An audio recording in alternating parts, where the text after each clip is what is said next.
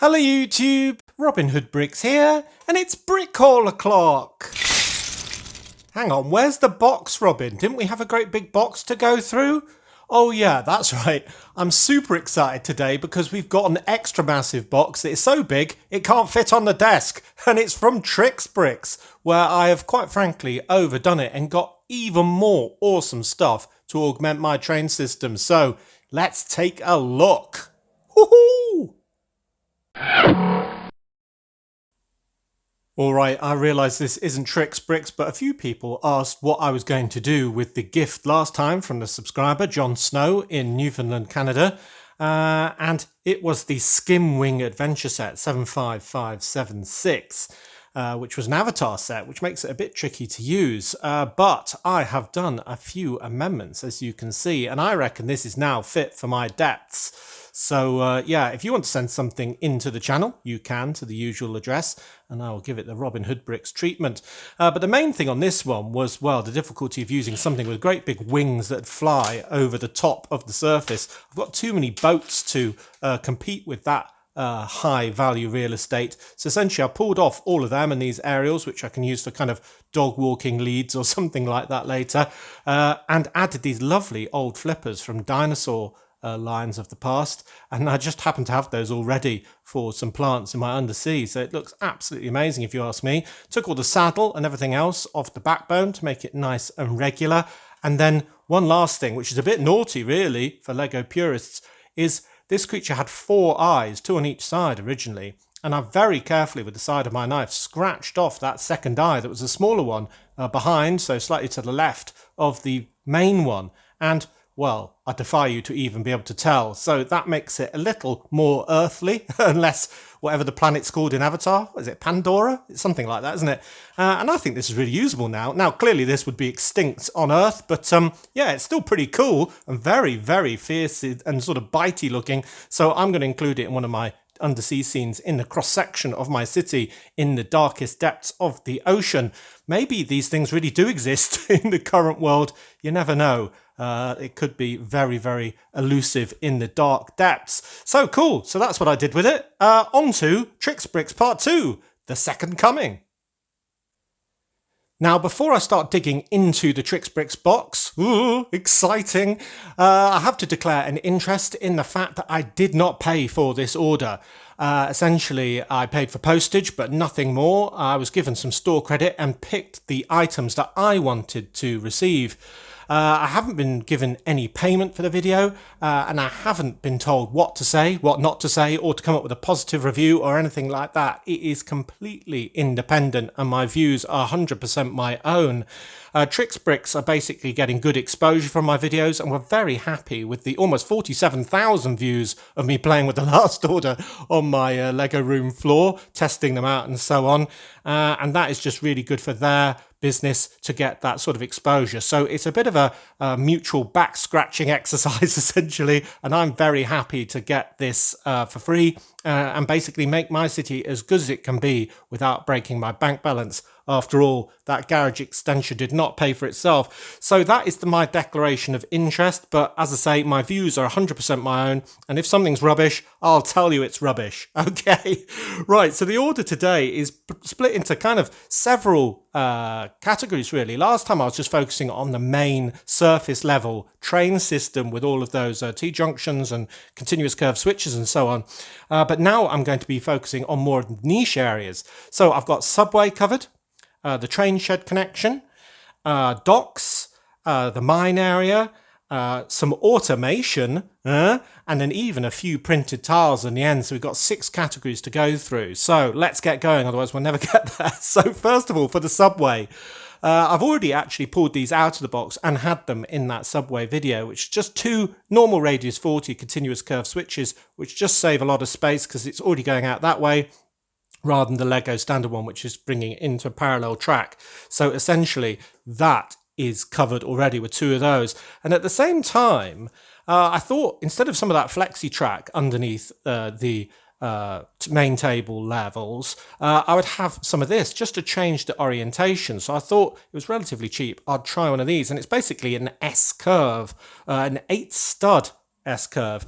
And what that means is basically if you sort of imagine where it would have gone if it was straight. It ends up in exactly the same position, but just 8 studs off.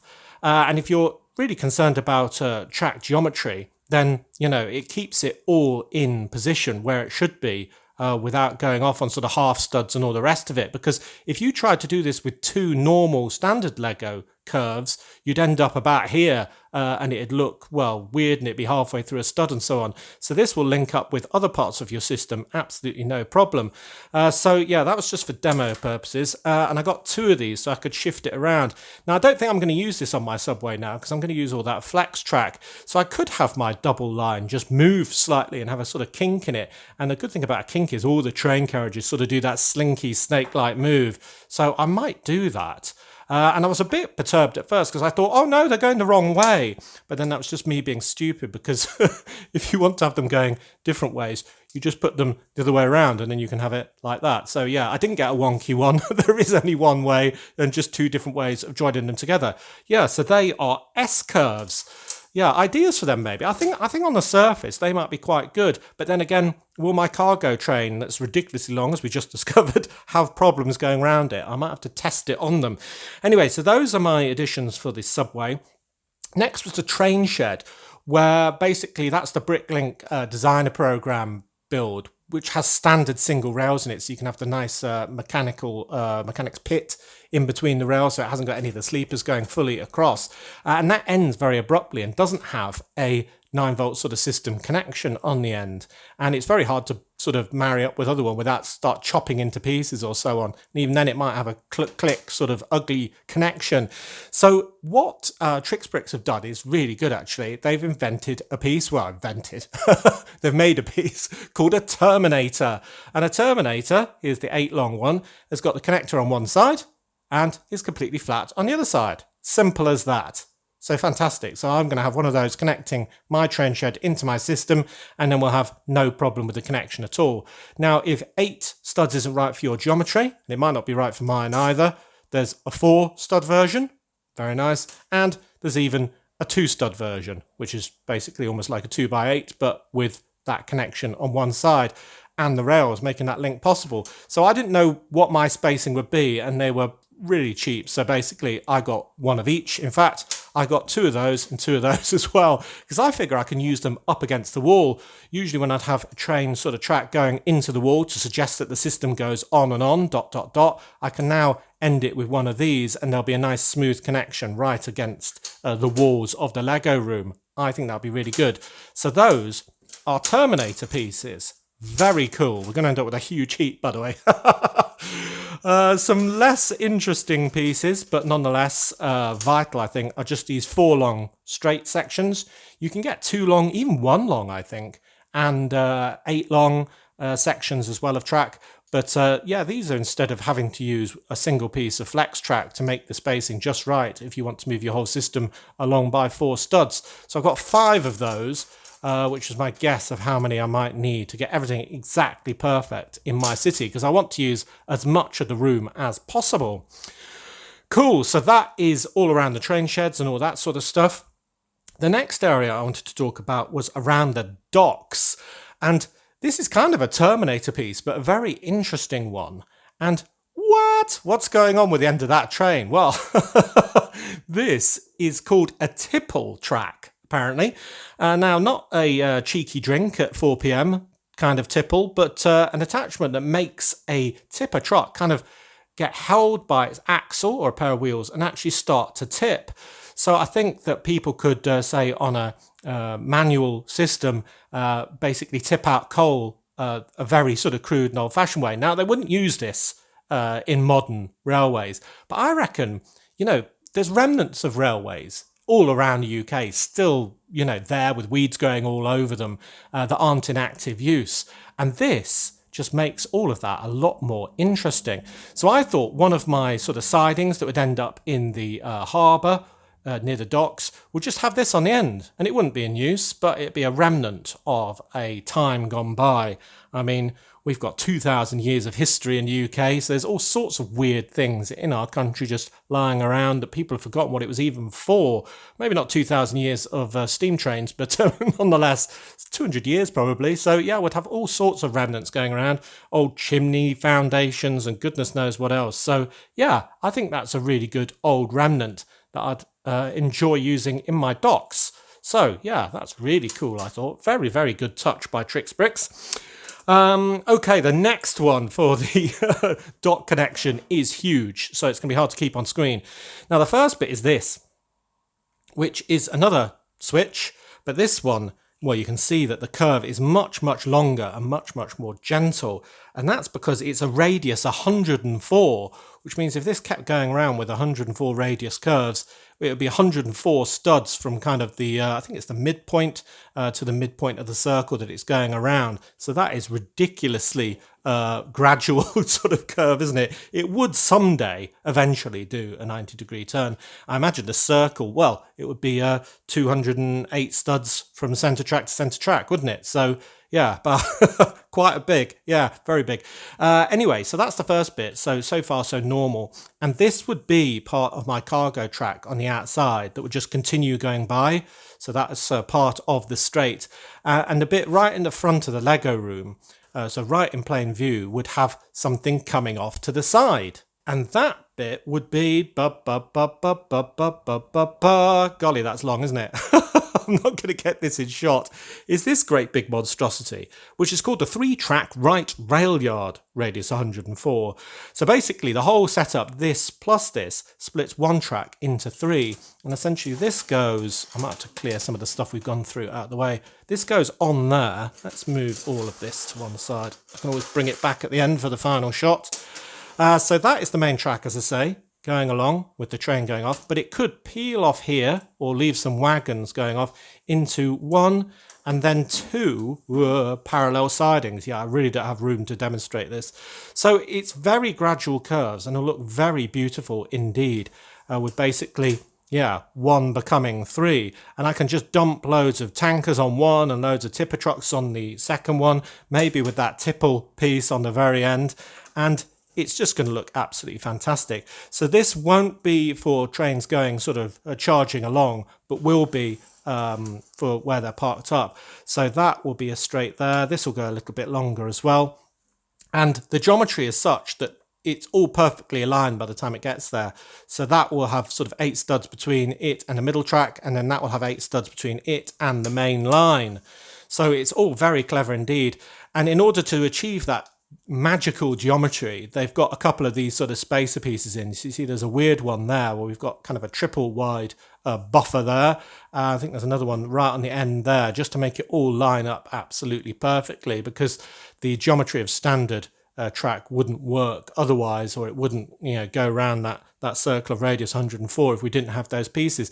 If you don't like those sort of spacers and you don't mind it not lining up with the studs underneath, you can just take them out. It'll still work, it just won't be perfectly aligned with the stud system on the bottom. So that is super cool, super long, super hard to show you, but yeah, you can start to imagine for once we're actually going to have pieces that aren't all kind of at 90 degrees to one another like Lego is very prone to doing, and having everything kind of on a grid network. This gentle curve is going to look really beautiful.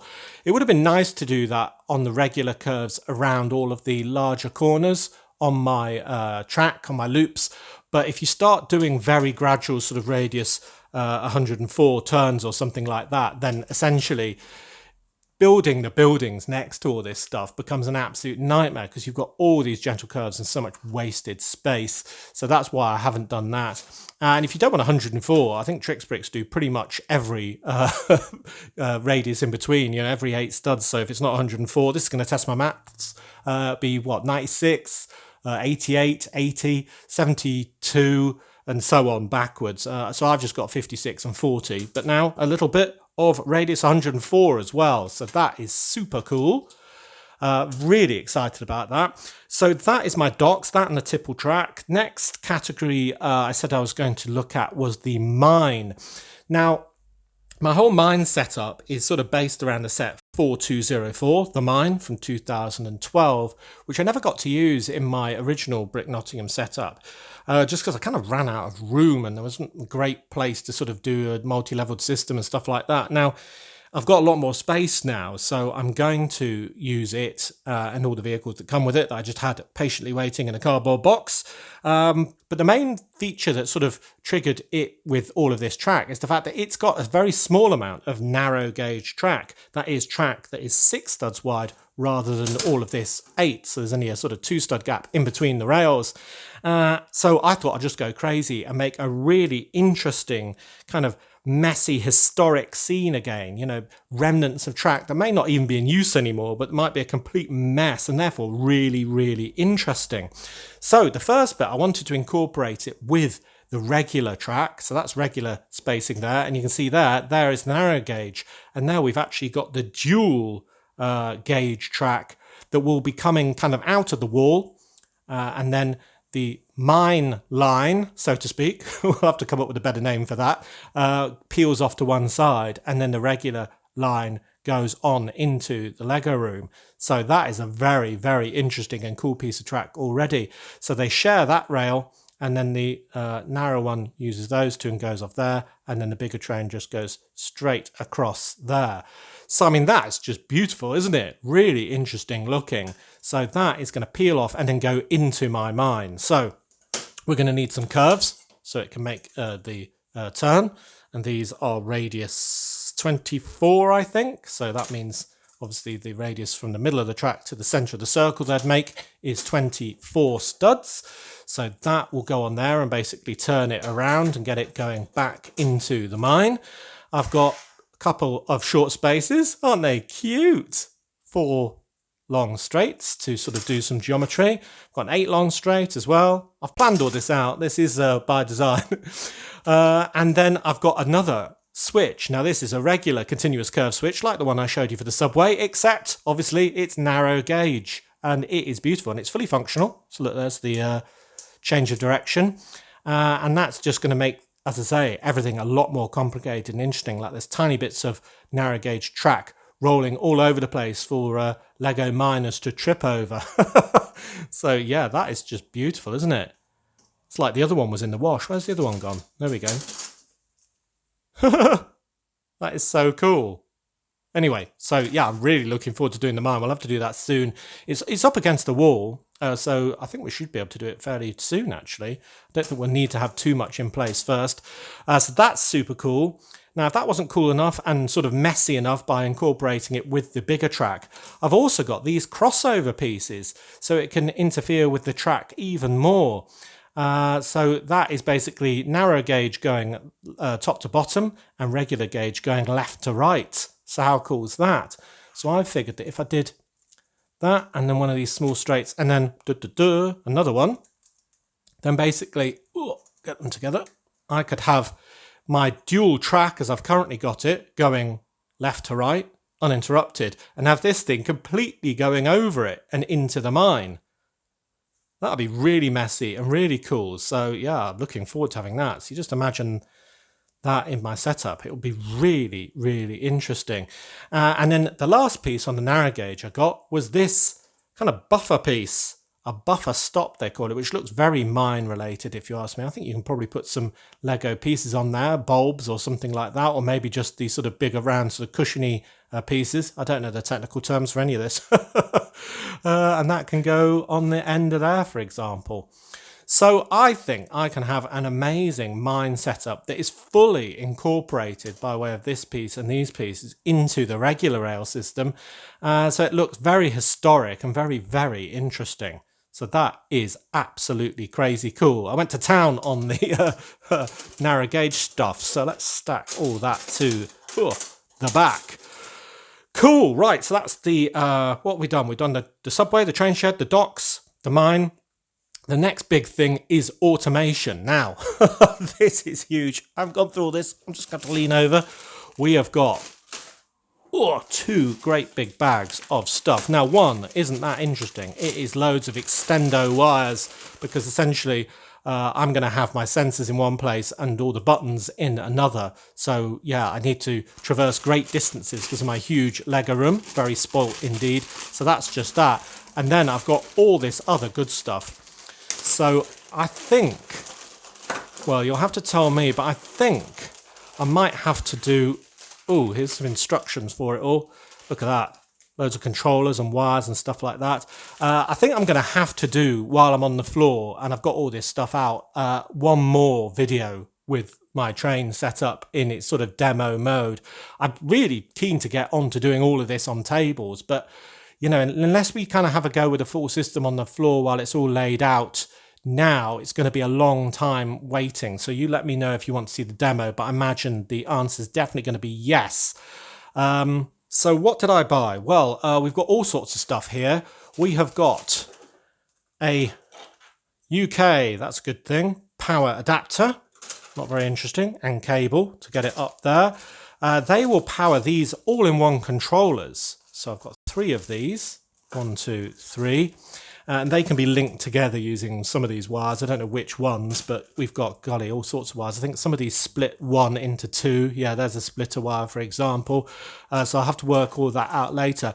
But what these controllers do, they've got 2 great big buttons. They basically pivot between 2 states. And as this thing shows, you can either use them on railway barriers, which I haven't done because basically I'm going to have at least 5 crossings. And each of those crossings is going to go across 2 tracks and the trains aren't going to be in sync. So I think these things would just get super confused. I wouldn't ever know if they were going up or down. And given that my cargo train is so long, there's more of a time when it'd be up than it'd be... No, sorry, there's more of a time it would be down than it'd be up. Add a passenger train into that, it's going to get confused. So I'm not doing automated train barriers, but you can definitely look at that, where you have a sensor sensing whether the train's there or not and whether it's coming. And it basically goes whoop when it sees the train's coming. And after it's passed, it goes whoop back up again. So that's super cool. What I'm going to use it for instead is probably on the inside of this. No, it doesn't seem it is. Oh yeah, there we are. Is motorizing the points. So I've got connections changing at the press of a button, and traffic lights, which you can't see on there, but you can work out what a traffic light looks like. Oh, it looks like that. Cool. Let's get one out. So essentially, as you may know if you've been following my... Oh, that must clip in there somehow. If you've been following my channel, basically I've got 4 passenger trains on the inside, and basically one of this pair can go at once, and then one of this pair can go at once on their 2 respective loops. So what I wanted for each one was basically a traffic light telling this one to stop, this one it can go, and then switching the switch appropriately. So, well, it works in that way. And then essentially I can have this one going sort of train A, and then park it up, press the button, the traffic light will change, and then train B will be able to go, and the points will be all set up automatically from that. And I will pivot between those 2 things by pressing a button. So one setup with traffic lights and motors for the points will be for, ooh golly, for, don't want to lose any of these important bits, for 1 pair of passenger train. Another set will be for the second pair of passenger trains, and the third one will be, so we basically close both of those off and open up the main, the full loop of the inner line for something like the Zeppelin train, or maybe a seasonal train, or even the cargo train to be split into 2 or something like that, and for it to have 2 big loops on the outside rather than 2 small loops on the inside and a big one on the outside. That may sound a bit complicated if you don't know what I've been doing in my city, but anyway, you can do all sorts of stuff. So these motors essentially fit on a set of points like this. Don't know how. Oh, I think you have to pull that bit off. But essentially it goes on there. I don't want to do this and break something. But essentially it goes on there. And it's got a very small motor in there that just moves this like ping, ping on the press of a button. It also changes the light from A to B. And then you can put coloured tiles on there to make them red or green or whatever. And if you want them to go in the opposite thing, I think you just spin them like that and put it on like that.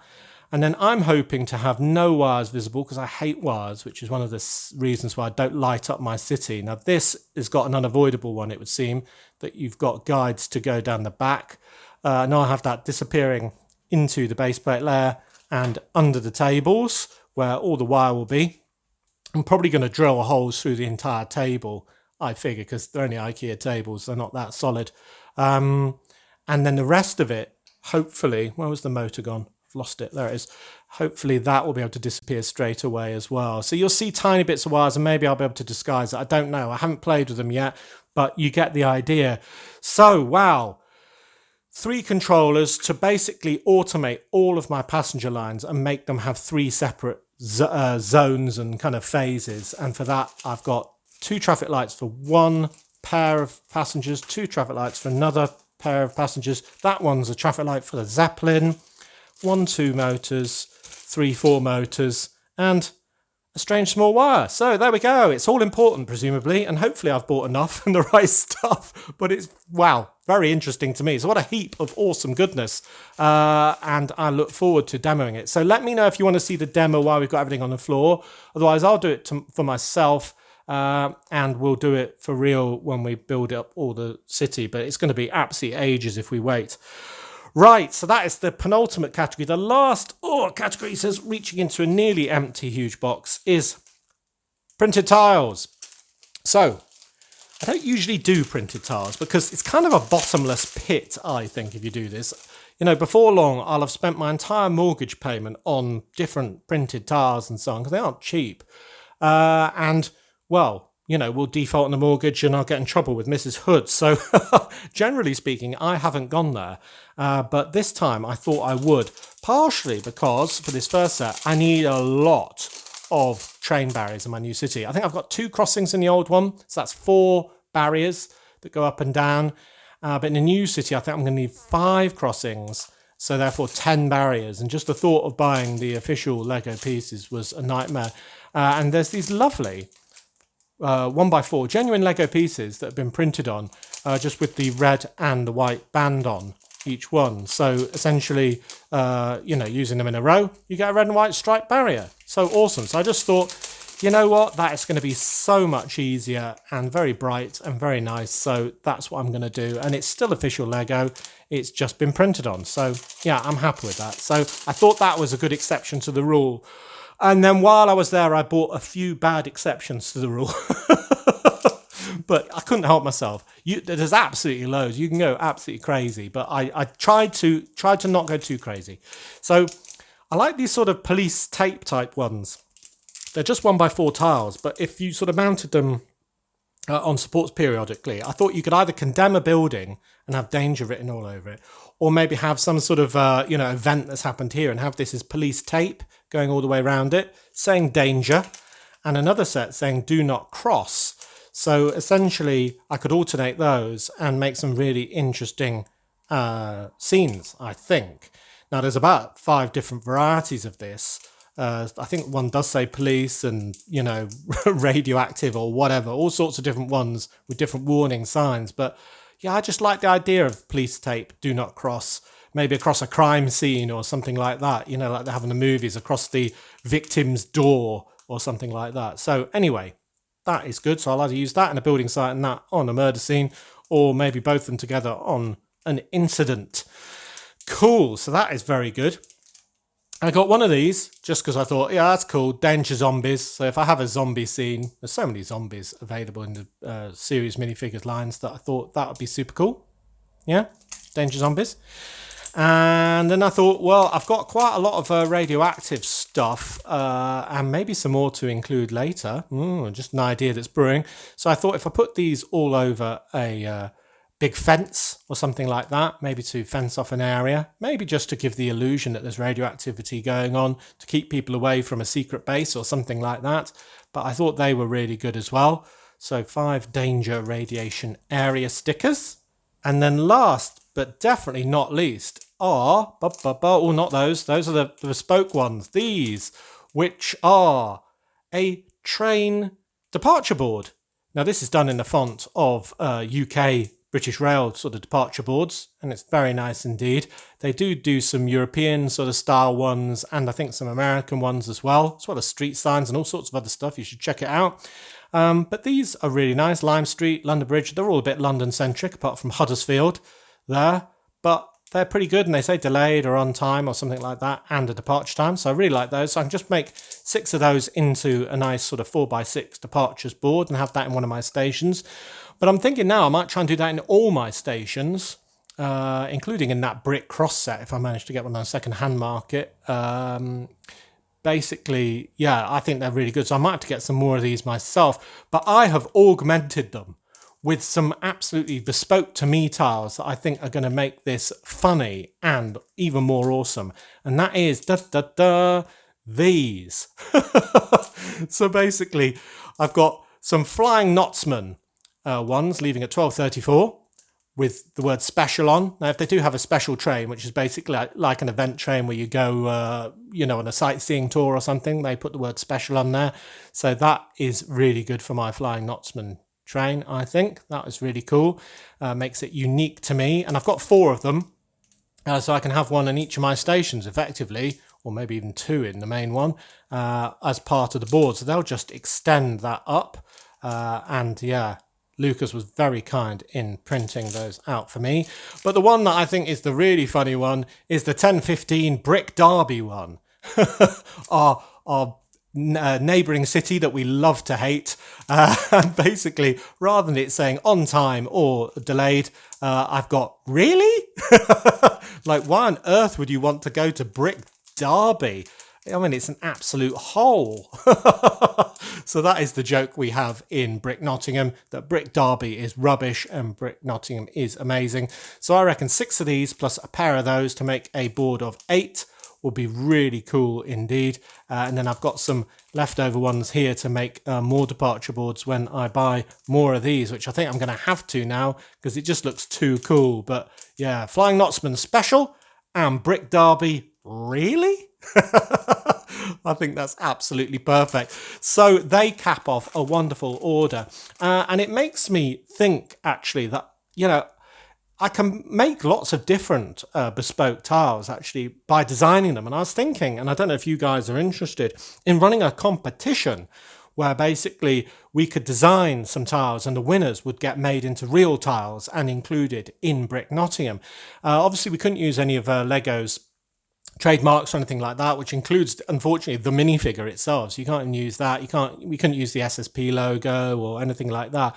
But we could use anything from the real world and, get really creative. Maybe extending some of the sort of, lore of Brick Nottingham that we've developed over the last, whatever it is, 500-600 videos. So, yeah, I think that could be really good. So let me know if you're interested in the competition. Don't do any entries yet. I'll have to tell you the sort of image sizes for different tile sizes and stuff like that, so you can try and cram it in. I think it'll be quite tricky. But anyway, so that's a really good idea for the future. So let me know about that. Let me know if you think I've got any other track things that I could do in my city, or if I've can augment them with any other product that you've noticed. Do let me know if you want to see me trial all of these controllers on my floor, and I promise that'll probably be the last video on the floor before we start going properly onto tables again. And wow, I'm just dying to get all this stuff in the city. What a heap, and that's not even all of it. We've got all of this stuff that I put to one side as well. It's a mess, but it's a good mess. Well, clearly I'm a very lucky boy indeed to get this pile of awesomeness for £0. Well, postage, but it is a great relationship that I've got budding with TrixBrix at the moment. They get some good exposure and I get some good stuff to try out, so I'm very happy with that.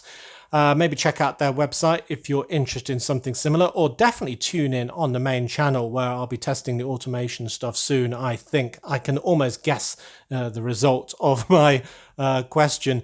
And also I'll be using them in doing that mine setup soon as well, or that narrow gauge stuff. That looks very interesting as well.